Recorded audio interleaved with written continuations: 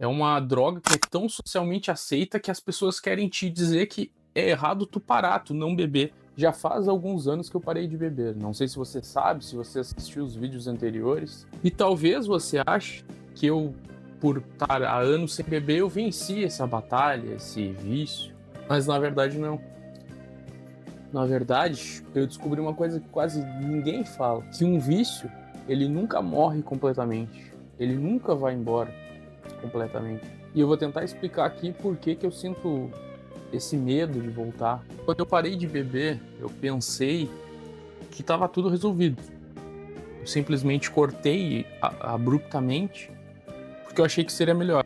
Depois de uma crise de consciência, pensando que quando a minha esposa estava grávida, ela poderia precisar de mim a qualquer momento e eu podia estar bêbado, atirado num sofá, atirado numa cama, desmaiado, e não conseguir ajudar ela, não conseguir dirigir o carro, não conseguir fazer nada para ela se ela precisasse, caso ela precisasse, né? Esse foi o principal motivo de eu ter parado de beber. E o segundo motivo, se você não viu os vídeos anteriores, foi a parte mais espiritual.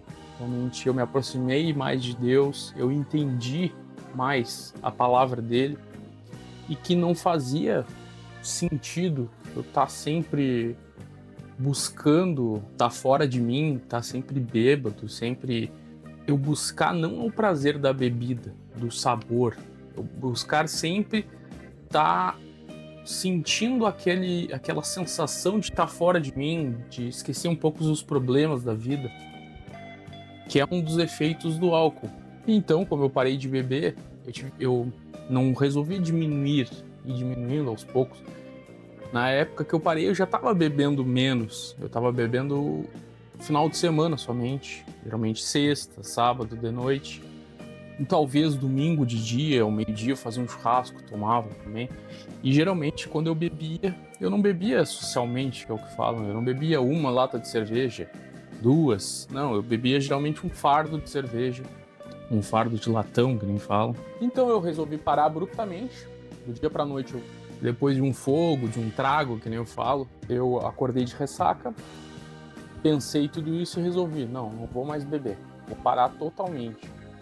E foi o que eu fiz. E eu tendi a acreditar que estava tudo resolvido. Eu parei, fiquei um ano sem beber nada, sem botar uma gota de álcool na boca. E como você deve saber, as pessoas ao redor não aceitam isso facilmente, né? Os amigos, a família. É uma coisa muito estranha. É uma droga que é tão socialmente aceita que as pessoas querem te dizer que é errado tu parar, tu não beber. Principalmente se tu bebe há anos. Tu vai pra uma festa, uma confraternização. Não precisa ser uma grande festa, uma confraternização, um jantar, um almoço de família, de amigos.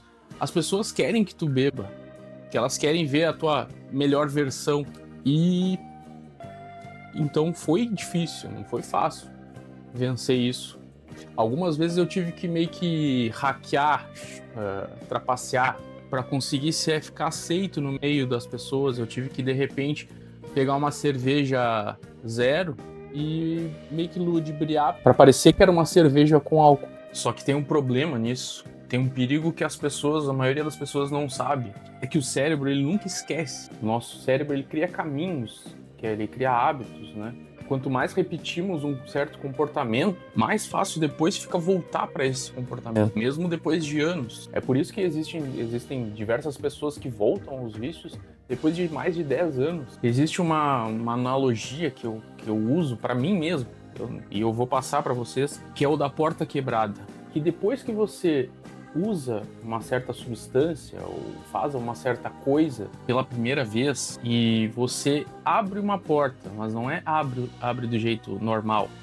Você arrebenta essa porta, quebra ela. Principalmente se você fizer um uso demais, que nem eu bebia muito, ou se você usa outro tipo de substância, até ilícita, você arrebenta essa porta. E se você parar de beber ou parar de usar essa substância, você vai encostar essa porta, você vai tentar fechar ela, mas ela vai estar quebrada, ela vai estar sempre ali entreaberta. E aí é muito mais fácil você voltar por essa porta. Ela vai estar sempre ali com uma frestinha. Pode ser uma analogia idiota, mas é a que eu uso pra mim, que faz mais sentido pra mim conseguir entender, conseguir explicar pra mim mesmo que nós devemos ter muito cuidado para não voltar para velhos hábitos ruins, principalmente para vícios. Então a minha dica, o que eu falaria para mim mesmo de muitos anos atrás seria: não usa nenhum tipo de droga, porque você vai estar abrindo uma porta que depois vai estar sempre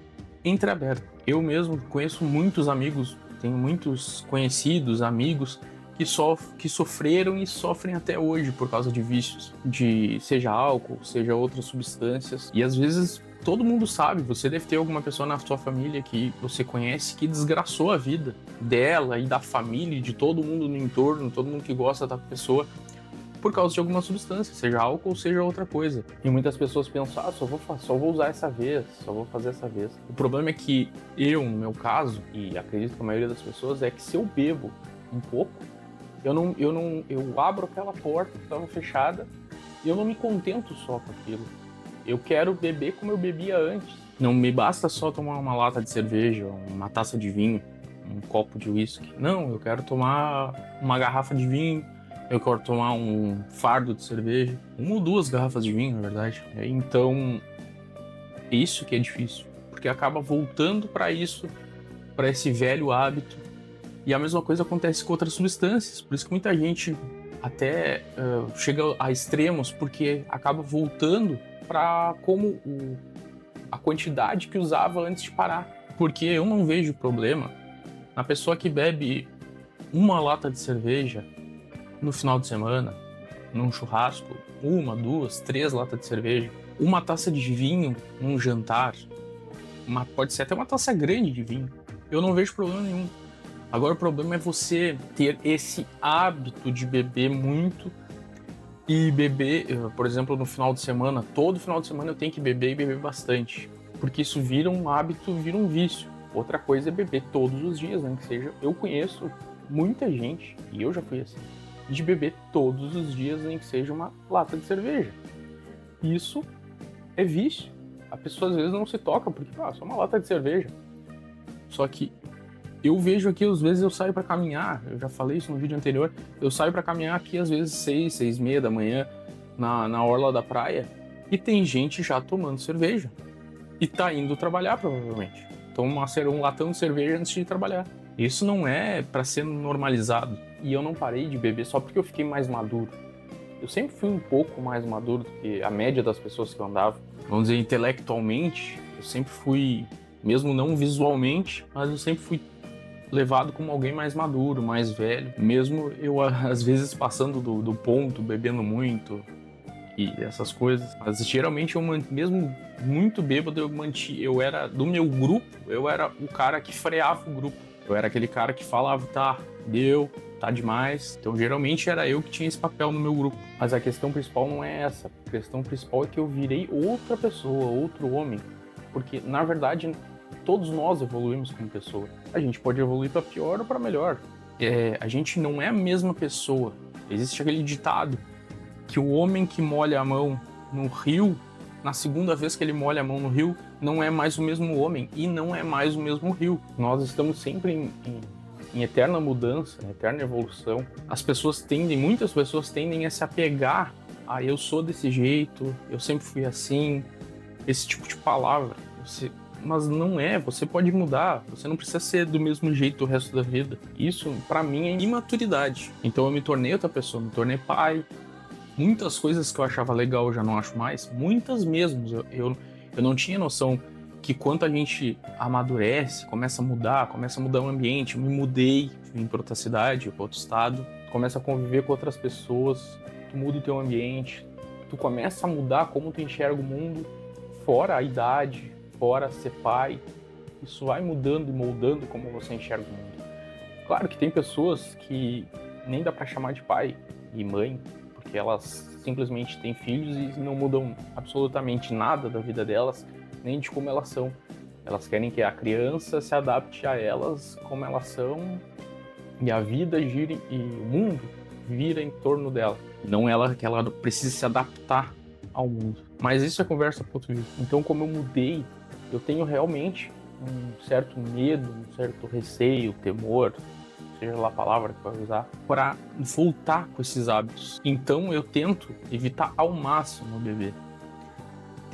Eu tô há 5 anos sem beber. De lá pra cá eu bebi umas 10 vezes. E cheguei a beber muito, sim, na minha despedida. Pra vir, antes que eu fui da minha mudança, eu fiz uma festa de despedida e eu enchi a cara. Comprei um barril de chopp, uma chopeira, e aí eu e meus amigos a gente bebeu um monte, foi a minha despedida.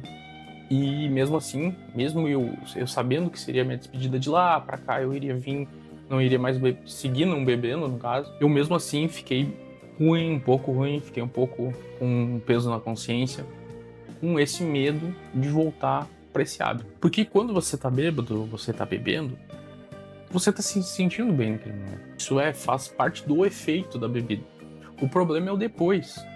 O problema é aquele sentimento de culpa, de sei lá o que, depois que você sente. E eu quero seguir assim, eu quero seguir mais sóbrio, sem procurar muitos escapes, atalhos para fugir, fugas da realidade, porque eu quero proteger a minha família, quero ficar em paz comigo mesmo, me conhecer melhor, porque se eu ficar o tempo inteiro bêbado, fugindo ou usando outra substância, eu vou estar fugindo de mim. Eu não vou estar sendo eu mesmo. A minha relação com Deus também. É claro que tem dias ruins, tem dias bons, tem dias que eu tô mais desconectado com Deus, tem dias que eu tô mais conectado, que eu entendo que Deus tá cuidando de mim, tá, sabe? Me sinto como um filho de Deus mesmo. E outros dias não. Só que eu entendo que se eu beber e ficar bebendo, eu vou ficar mais num mundo mundano e vou me desconectar, ficar mais afastado de Deus. Essa é a minha visão, é o meu pensamento. Você pode discordar tranquilamente. E o que mais me pega realmente é a minha família. Se a minha filha precisar de mim à noite e eu estiver bêbado, se alguém da minha família passar mal, se acontecer alguma coisa, eu quero estar 100% consciente, eu quero estar 100% ali. Eu quero ser o homem que a minha família merece. E a relação com Deus é que eu quero entender que eu não quero mais fugir da vida, fugir dos meus problemas. Porque a maioria das pessoas realmente, isso até psicologicamente consegue explicar, elas tendem, você aí deve ter alguma válvula de escape da realidade. Isso é normal, é natural. Mas nós temos que forçar um pouco mais, não ficar só buscando isso. Só buscando. Porque hoje em dia a gente tem outros vícios, como a rede social, por exemplo, ficar rolando feed. É um dos exemplos hoje que a pessoa ali não tá prestando atenção no que tá fazendo, só tá fazendo aquilo por vício, por escape, porque tu tá esquecendo um pouco dos teus problemas, da tua vida. E hoje eu prefiro enfrentar mais os meus problemas. Porque isso é filosoficamente os problemas, a maioria dos problemas nós criamos na nossa cabeça ou nós criamos mesmo no mundo real. E a maioria dos problemas não são tão grandes como a gente imagina.